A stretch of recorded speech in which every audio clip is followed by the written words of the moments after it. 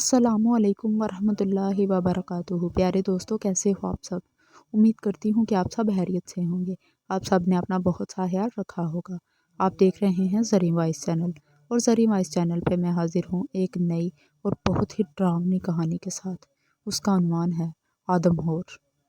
इस सुनसान जजीरे पर आए मुझे 15 बरस हो गए थे। एक दिन जब मैं सुबह के वक़्त कैबन से कश्ती की तरफ हस्बे मामूल उस तरह जा रहा था कि बंदूक मेरी बगल में थी, तोता कंधे पर था, खुली छतरी मेरे सर पर थी, दूरबीन गले में लटकी थी, दाढ़ी और सर पर स्याह सफ़ेद बाल हवा में लहरा रहे थे कि अचानक मैं हैरान रह गया। रेत पर किसी इंसान के नंगे पाँव के निशान पड़े थे। मैं गौर से उन्हें देखने लगा। सबसे पहले मुझे एक ही इंसान के पैरों के निशान दिखाई दिए। उसके बाद आगे बढ़ा तो कम से कम 3-4 इंसानों के पैरों के निशान मौजूद थे। मैं पैरों के इन निशानों को देखकर खुश भी था और हैरान भी।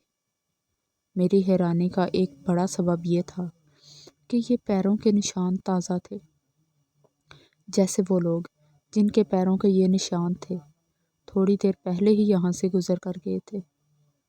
मैं इन निशानों को गौर से देखता हुआ उनके साथ साथ आगे बढ़ने लगा। लगभग 1 फरलांग फासला तय करने के बाद पैरों के ये निशान एक छोटे से टीले से होते हुए उसके पीछे नीचे की तरफ जा रहे थे।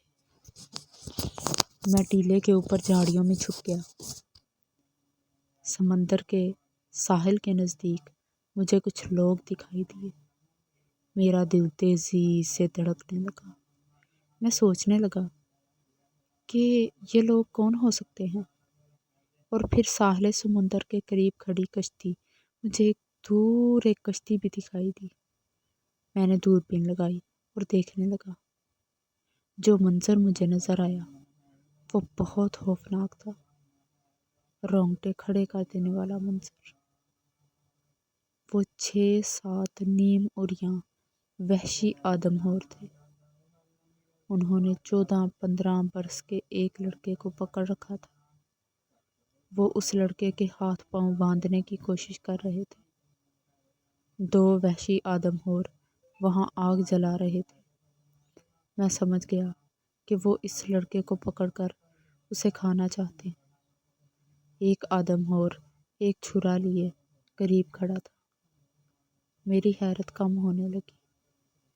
इतनी मुद्दत के बाद उन इंसानों को देखकर, जो अगरचे आदमखोर थे, मुझे एक अजीब तरह की खुशी महसूस हुई। लेकिन मैं ये भी सोचने लगा कि वो तो उस लड़के को खा जाएंगे। क्या मुझे उन्हें रोकना चाहिए? हकीकत ये है कि मैं एक लंबे अरसे के बाद इंसानों को देखकर भौंकचा हो गया था। इसीलिए मेरे लिए फौरी तौर पर फैसला करना मुश्किल हो रहा था। मैं देख रहा था कि वो लड़का उन आदमखोरों की गिरफ्त से निकलने के लिए पूरी कोशिश कर रहा है, लेकिन वो अकेला था और मुकाबले में 6-7 आदमखोरों से था। ये आदमखोर वहशी जिन की शक्लें इंसानों जैसी थी। मुझे इंसानियत के दुश्मन महसूस होने लगे। इससे पहले कि मैं कोई फैसला करता, मैंने दूरबीन से देखा। वो लड़का एक ज़ोरदार झटके के साथ उन आदमखोरों के शिकंजे से आज़ाद हुआ और जिस टीले के पास मैं खड़ा था उस तरफ तेज़ी से भागने लगा। वो मेरे करीब आ रहा था और आदमखोर पागलों की तरह उसके पीछे पीछे भाग रहे थे। वो लड़का दुबला पतला था।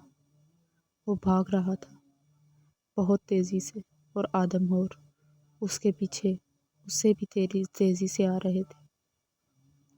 वो उसे किसी कीमत पर हाथ से जाने नहीं देना चाहते थे।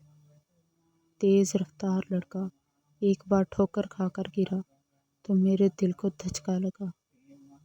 लेकिन उससे पहले कि वो आदमखोर उसे पकड़ते, वो तेज़ी से भागने लगा। अब वो मेरे बहुत करीब आ रहा था। دوربین سے میں دیکھ رہا تھا کہ اس کا چہرہ پسینے میں شرابور ہے اور وہ بری طرح ہانپ رہا ہے۔ اس کا سارا جسم ننگا تھا۔ اس نے ایک لنگوٹ کے سوا کچھ بھی نہیں پہنا ہوا تھا۔ آدمخور، وحشی، موت کی طرح اس کا تعاقب کر رہے تھے اور وہ لڑکا موت سے بچنے کے لیے دوڑ رہا تھا۔ اور پھر اسی لمحے میں ہوش میں آ گیا۔ میں نے فیصلہ کرنے میں دیر نہ کی۔ میں نے بندوق اٹھائی اور لڑکے کے تعاقب میں آنے والے آدمخوروں کے سینے کا نشانہ باندھ کر گولی چلا دی۔ گولی چلنے سے دھائیں کی زبردست آواز سے جزیرہ گونج اٹھا۔ پرندے شور مچاتے اڑ گئے اور میں نے ایک آدمخور کی خون میں لت پت لاش کو دیکھا۔ اپنے ایک ساتھی کو زمین پر مردہ دیکھ کر آدمخور رک گئے۔ اس دوران میں لڑکا بھاگ کر مجھ سے ذرا ہٹ کر کھڑا ہو گیا۔ وہ ہانپ رہا تھا۔ کبھی تو وہ مجھے حیرانی سے دیکھتا، کبھی لاش کو۔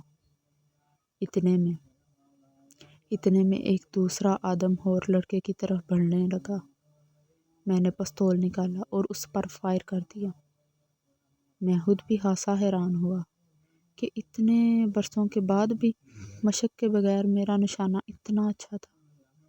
اس آدمخور کے ماتھے پر پستول کی گولی لگی تھی اور وہ بھی اپنے خون میں لت پت ہو کر ریت پر گر گیا۔ اپنے دوسرے ساتھی کو یوں مرتے دیکھ کر باقی آدمخور اتنے خوفزدہ ہوئے کہ وہ مڑ کر پیچھے کی طرف بھاگنے لگے۔ اب وہ موت سے بچنے کے لیے بھاگتے چلے جا رہے تھے۔ وہ مڑ کے پیچھے دیکھے بغیر کشتی تک پہنچے اور اس میں سوار ہوئے اور کھلے سمندر میں چلے گئے۔ تو دوستو، کیسی لگی آپ کو میری یہ کہانی؟ اگر خوفزدہ ہوئے ہوں تو کمنٹ باکس میں ضرور بتائیے گا۔ میرے چینل کو سبسکرائب کریں، اس کہانی کو زیادہ سے زیادہ شیئر کریں، لائک کریں۔ اپنا خیال رکھیں، اپنے پیاروں کا خیال رکھیں۔ جلد ہی ملتے ہیں ایک نئی کہانی کے ساتھ۔ تب تک کے لیے اللہ نگہبان۔